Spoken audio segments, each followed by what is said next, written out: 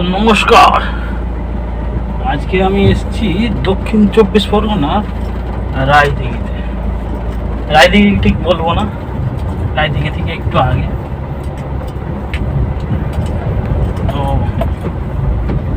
রায়দিঘি থেকে এখন মোটামুটি 8.6 কিলোমিটার আগে আছে।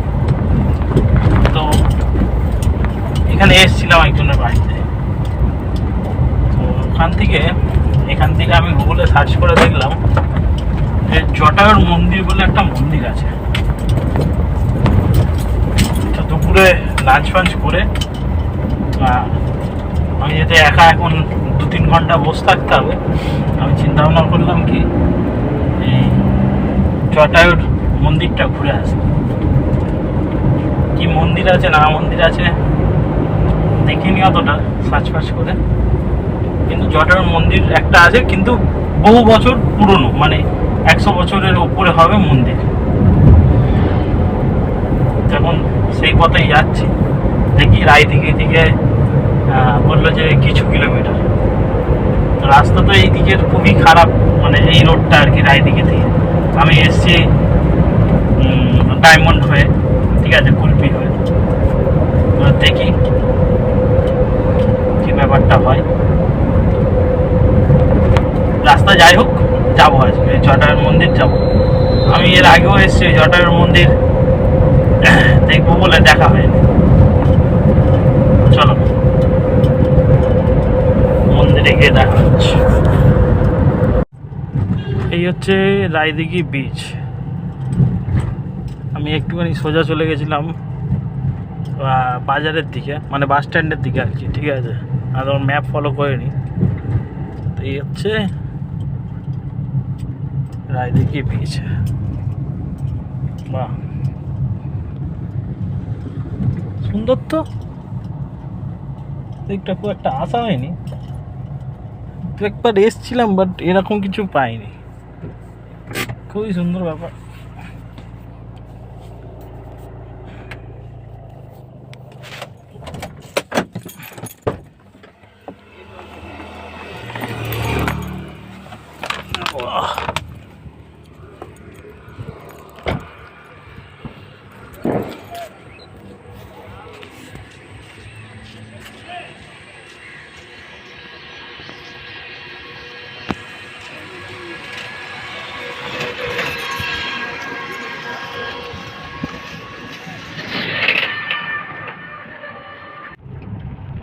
অবশেষে এসে পৌঁছালাম এই জটার দেউল। এই যে মন্দির দূরে দেখা যাচ্ছে, এই যে দূরে দেখা যাচ্ছে। গাছটা এর জন্য বোঝা যাচ্ছে না হয়তো। এ হচ্ছে যেদিকে সুন্দর একখানা ভিউ। আর এই পর্যন্ত এলাম আপাতত। এখান থেকে তো গাড়ি ঘোরানো যাবে না। ঠিক আছে।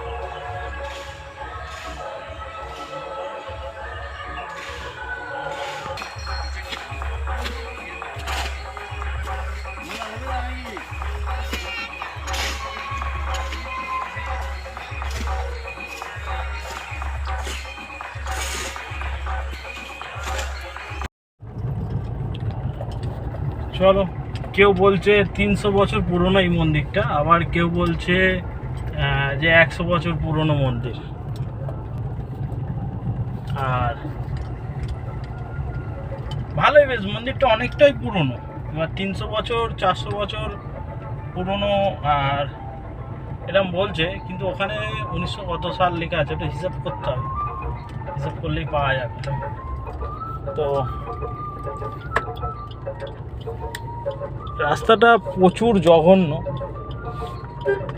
এই হচ্ছে ব্যাপার। আর কোনো তো সুন্দর পরিবেশ আছে রাস্তা, একদম মানে দুদিকে সুন্দর চাষ জমি,